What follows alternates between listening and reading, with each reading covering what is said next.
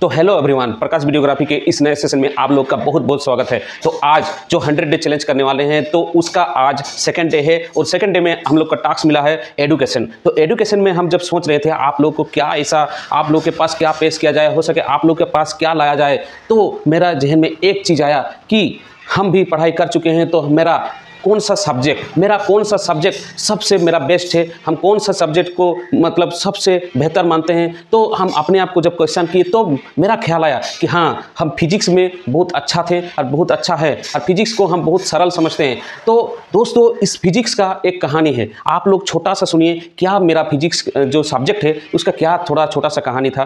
पहले जब हम 7, 8, 9, 10, 11, 12 जब हम इस क्लास को पार किए उस टाइम मेरा फिजिक्स इतना कठिन था कि फिजिक्स सब्जेक्ट सुनने से मेरा पूरा टेंशन में पूरा भरपूर रहते थे कि फिजिक्स इतना कठिन सब्जेक्ट क्यों है, इसको हम कैसे सॉल्व करें, कैसे हम याद रखें थ्योरी को, कैसे हम फार्मूला को याद रखें, कैसे हम एक न्यूमेरिकल को, एक मैथ को सॉल्व करें। तो बहुत सारा टेंशन आके मेरा माइंड में घूमते रहता था। तो इसके बाद जब हम एचएस एग्जाम दें उस टाइम हम ऐसा लगते हम फिजिक्स और मैथ में पूरा फेल हो गए। उसके बाद जो हुआ दोस्तों, आप लोग सुनेंगे तो आप लोग का मतलब सुन के पूरा दंग रह जाएंगे कि क्या ऐसा हुआ था कि बाद में हमको फिजिक्स और मैथ इतना फेवरेट सब्जेक्ट बन गया कि आप लोग को सुन के आप लोग को भी लगेगा कि हाँ सही बोला, हाँ यही सही है। तो आप लोग भी जो आप मेरा बातों को सुन के कभी नहीं लगेगा कि फिजिक्स सब्जेक्ट इतना कठिन नहीं है और आप लोग भी और फिजिक्स सब्जेक्ट को और मैथ सब्जेक्ट को इतना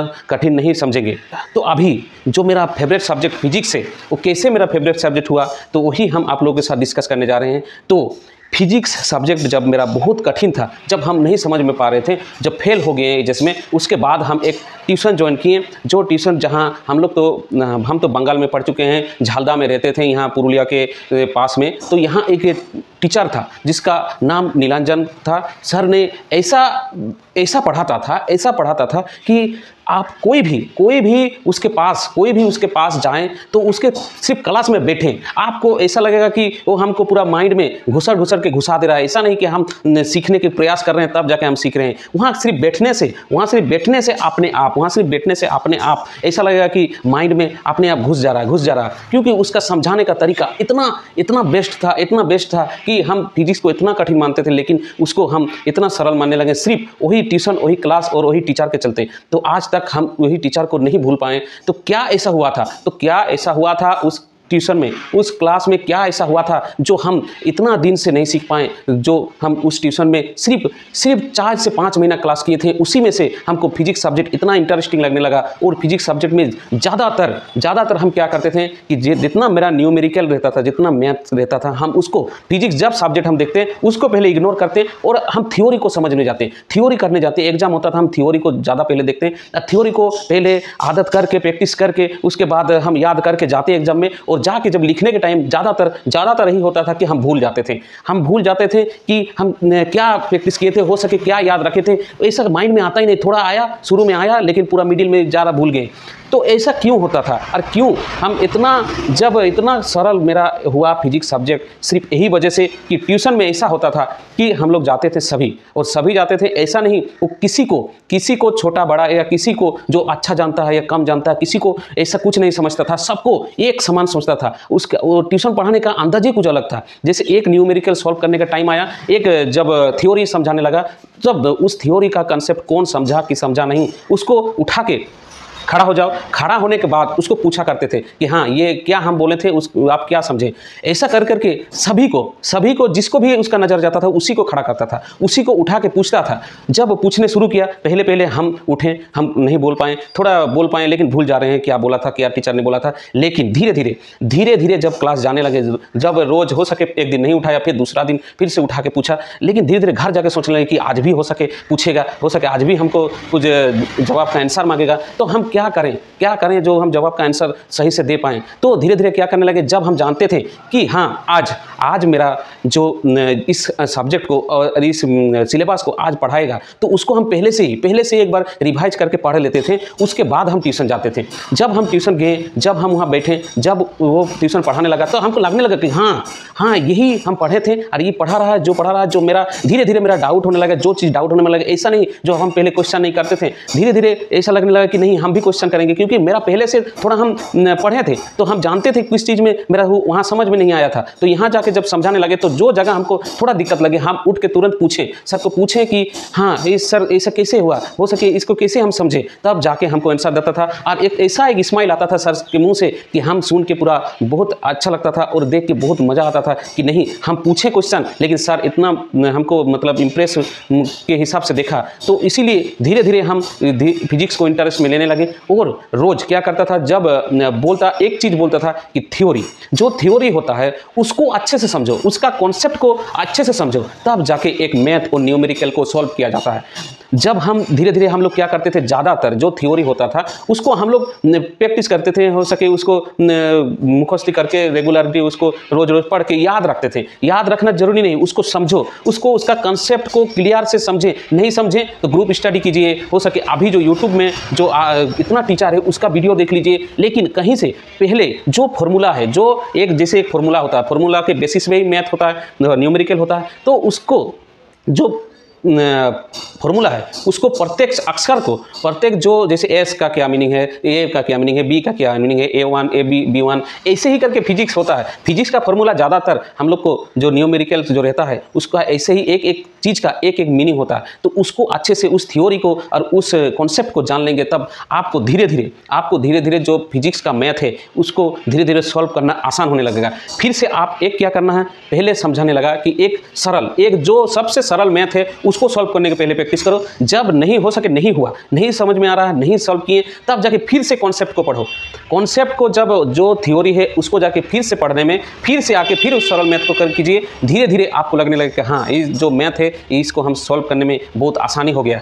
तो ऐसा करते करते जब हम पढ़ने लगे, जब हम धीरे धीरे उस फिजिक्स में इंटरेस्ट लेने लगे, तब जाके धीरे धीरे क्या होता था, जब थोड़ा एग्जाम होता था, जब जैसे हम लोग को मिडिल में एग्जाम होता है, उसमें हम ज़्यादातर जाके एग्जाम में पहले हम मैथ को ही देखते थे। पहले कहाँ न्यूमेरिकल है उसको सॉल्व करने के लिए देखते थे, ना कि हम थ्योरी को चुनते थे। हम ज़्यादा जल्दी से चुनते थे कि कहाँ न्यूमेरिकल है, कहाँ मैथ है, उसको जाके चुनते थे। क्योंकि हमको जो थ्योरी और जो थ्योरी है उसको हम अच्छे से समझ लिए थे, तो इसीलिए हम पूरा मैथ को करने के लिए बहुत अच्छा से काबिल हो गए थे। और मैथ थोड़ा प्रॉब्लम होता है जब सरल मैथ से, जब कठिन मैथ में, जब अच्छा थोड़ा कड़ा मतलब जो स्ट्रॉन्ग मैथ है, मतलब जो सबसे हार्ड मैथ है, जो उसको हम सॉल्व नहीं कर पा रहे थे, उसको हम फिर कॉन्सेप्ट को धीरे धीरे समझें। और आपका एक चीज़ हो जाएगा, और एक कारण है जब हम फिजिक्स का थ्योरी भूल जाते थे। फिजिक्स का थ्योरी क्यों भूल जाते थे, इसका एक ही कॉन्सेप्ट, एक ही मतलब है, जब हम थ्योरी को समझते नहीं थे, थ्योरी को पढ़ के सिर्फ याद रखते थे कि हाँ ऐसा हम पढ़े हैं, इसको जाके डायरेक्ट लिखेंगे। नहीं, जब आप प्रत्येक न्यूमेरिकल का फॉर्मूला जब याद रह जाएगा, उस फॉर्मूला को ही बना के आप थ्योरी लिख सकते हैं। इतना आसान है, आप फिजिक्स का थ्योरी लिखने में इतना आसानी हो जाएगा जब आपको फॉर्मूला याद रहेगा। फॉर्मूला के बेसिस पे ही आपको थ्योरी हो जाएगा। तो सबसे गहरा क्या है, आपको फिजिक्स का फॉर्मूला ज़्यादा याद रखना पड़ेगा। आपको जैसे आप एक फॉर्मूला याद रख लिए और उस फॉर्मूला के जो अक्षर का मीनिंग आप एक एक करके याद रख लिए,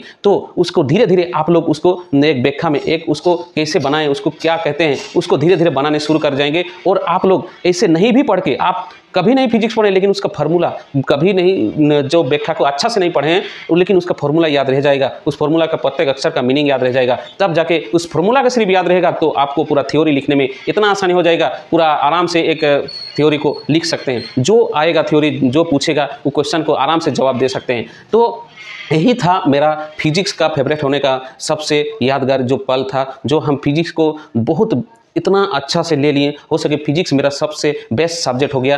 तो इसीलिए कि ज़्यादातर हम लास्ट में एक ही चीज़ बोलना चाह रहे हैं कि ज़्यादातर आप किताब को पढ़िए। किताब को पढ़िए, जो क्लास में हुआ उसको एक बार तो सुने, उसको तो सुन ली, उसके बाद घर आके शुरू से क्या लिखा है उसको किताब में पढ़ें, उसको लास्ट तक समझें। जो नोट दिया होता है लास्ट में, उस नोट को भी धीरे धीरे देखें और उसको भी पढ़ें कि क्या लिखा हुआ है। एक छोटा छोटा मीनिंग को पढ़ें, तब जाके एक न्यूमेरिकल सॉल्व करने में बहुत आसानी हो जाएगी। क्योंकि जो टीचर पढ़ाता है, जो कहीं भी एक डिस्कशन होता है, वहाँ हो सके उसका भी कुछ चीज़ें छूट जाए, हो सके कुछ समझाने को वो अपना तरीका से समझाया तो अपना उसको समझें तो जरूर है, उसको समझना जरूरी है, लेकिन आके आपको धीरे धीरे उस थ्योरी को पढ़ के टाइम दे के उस थ्योरी को समझना है, उस थ्योरी को अपने के हिसाब से उस थ्योरी को समझना है। तब जाके प्रत्येक अक्षर का मीनिंग आपको समझ में आएगा। और जिस दिन आपको प्रत्येक अक्षर का जो फॉर्मूला है उसका मीनिंग समझ में आ गया, उस दिन आपको न्यूमेरिकल सॉल्व करने के लिए बहुत आसान हो जाएगा। तो इसीलिए दोस्तों एक चीज़ याद रखना, फिजिक्स कठिन नहीं है, फिजिक्स बहुत सरल सब्जेक्ट है। आप लोग फिजिक्स को चुने, क्योंकि फिजिक्स में ज़्यादा नंबर उठने का चांस बहुत ज़्यादा भी रहता है और फिजिक्स में बहुत सरल भी क्वेश्चन रहता है। लेकिन हम लोग को बहुत हार्ड लगता है कि नहीं, बहुत हार्ड क्वेश्चन आया है, लेकिन हार्ड नहीं रहता है। आप लोग जब थ्योरी को, आप लोग जब कॉन्सेप्ट को समझ लेंगे ना, उस दिन आपको जब न्यूमेरिकल सॉल्व करने के लिए और टाइम नहीं देना पड़ेगा। तुरंत आप लोग जहाँ भी एग्जाम में जाएंगे, आप तुरंत फिजिक्स का मैथ को खोजेंगे कि मैथ कहाँ है, और मैथ को करने में बहुत आसानी हो जाता है और तुरंत भी हो जाता है। जो 3 घंटा का 3.5 घंटा का जो एग्जाम रहता है, आप जब फिजिक्स का जो सब्जेक्ट पढ़ लेंगे, उस फिजिक्स का सब्जेक्ट में ही आपको प्रत्येक चीज़ जो एग्जाम देने जाएंगे उस दिन ज़्यादातर जब न्यूमेरिकल का मैथ आप लोग करने शुरू करेंगे तो ज़्यादातर आपको टाइम बहुत बच जाएगा। 3 घंटा 3.5 घंटा नहीं, आपको 2 घंटा 2.5 घंटा में ही आपका एग्जाम खत्म हो जाएगा। क्योंकि मैथ जब करने शुरू करेंगे तब उसमें टाइम बहुत बचता है। जब थ्योरी करने शुरू करेंगे, थ्योरी लिखना शुरू करेंगे, उसमें टाइम ज़्यादा लेता है। तो ऐसे ही करके धीरे धीरे हम जब समझने लगे थ्योरी को, कॉन्सेप्ट को, तो धीरे धीरे हम जब ऊपर क्लास में गए उस टाइम हमको और फिजिक्स में मेरा प्रॉब्लम ही नहीं हो रहा था। हम खुद जहाँ भी पढ़ाता था, टीचर या ट्यूशन में जाके कहीं भी जाके पढ़ाता था, तो हम घर आके उस थ्योरी को शुरू से एक बार लास्ट तक पढ़ते थे और समझने की कोशिश करते थे। और नहीं समझे तो थोड़ा जो जानता है उसके साथ डिस्कशन करते थे, हो सके टीचर के साथ डिस्कस करते थे। उसके बाद धीरे धीरे जब थ्योरी समझ में आया, जब कॉन्सेप्ट समझ में आया, तब जाके फॉर्मूला को याद रखने में बहुत आसानी हुआ। और फॉर्मूला को धीरे धीरे आप एक चार्ट बनाएं, उस चार्ट में प्रत्येक फॉर्मूला को लिखें, फॉर्मूला के बेसिस पे जब थ्योरी को याद रखने शुरू कीजिए। आप फॉर्मूला को देखें तो फॉर्मूला के देखते ही आपको लग जाएगा कि हाँ, हम अभी थ्योरी को याद आ गया, क्या क्या इसका थ्योरी है। तो फॉर्मूला के हिसाब से तो क्या हो गया, आपका जो इतना बड़ा थ्योरी है, 3-4 पेज का 5 पेज का थ्योरी है, उसका आप सिर्फ एक फॉर्मूला, एक छोटा सा फॉर्मूला में आपका पूरा थ्योरी याद आ जाएगा। ऐसा होना चाहिए, तब जाके आप प्रत्येक न्यूमेरिकल का सॉल्व करने में इतना आसानी हो जाएगा कि आप लोग सोच भी नहीं सकते। तो थोड़ा वीडियो लंबा हो गया, लेकिन आप इस के बारे में आप यदि थोड़ा एहसास कर सकते हैं तो आपको भी और फिजिक्स और मैथ में कोई प्रॉब्लम नहीं होगा सॉल्व करने में। तो आज से धीरे धीरे शुरू कीजिए फिजिक्स और मैथ को, जो थ्योरी और कॉन्सेप्ट को समझने के लिए। आप लोग एक बार में नहीं, किसी का सुन के नहीं याद रखिए, आप लोग खुद घर जाके उस थ्योरी को पढ़ें। हम उसके बाद क्या होता था ना, जब हम फिजिक्स में इंटरेस्ट लेने लगे, उसके बाद हम ट्यूशन नहीं ज्वाइन किए और कहीं भी ट्यूशन नहीं ज्वाइन किए। हम धीरे धीरे क्या करने लगे, सिर्फ कॉलेज जाते थे, कॉलेज में जो पढ़ाता था उसको सुन लेते थे आके हम। और बाहर जैसे कोई ट्यूशन ज्वाइन करता था, जाता था ट्यूशन करके आता था और उसमें से समझने में उन लोग का आसानी हो जाता था, लेकिन हम ट्यूशन नहीं ज्वाइन किए। हम क्या किए, घर बैठे उन लोग जितना देर तक ट्यूशन में पढ़े, 3 घंटा 4 घंटा लगाए, उस 4 घंटा तक हम उस थ्योरी को अच्छे से पढ़ के, एक बार नहीं, 2 बार नहीं, 3 बार तक हम पढ़ते थे उस थ्योरी को और समझने की कोशिश करते थे अपने माइंड में। जब अपने आप कुछ समझने की कोशिश कीजिए, तब जाके धीरे धीरे हमको लगने लगा कि हाँ, ये मैथ सॉल्व हो जाता था। धीरे धीरे जो प्रॉब्लम होता था हम जाके टीचर के साथ डिस्कस करते थे, तब जाके मेरा बिना ट्यूशन किए हुए मेरा रिजल्ट बहुत अच्छा आता था और हम फिजिक्स में बहुत इंटरेस्टिंग सब्जेक्ट को हम चुन लिए थे। तो इसीलिए धीरे हम यही चीज़ बोलना चाह रहे हैं कि फिजिक्स को ऐसा बुरा मत समझिए, ऐसा कठिन मत समझिए। फिजिक्स बहुत सरल है। आप लोग फिजिक्स का मैथ में इंटरेस्ट हो जाएगा, आप लोग फॉर्मूला याद रखिए और थ्योरी को अच्छे से पढ़ें।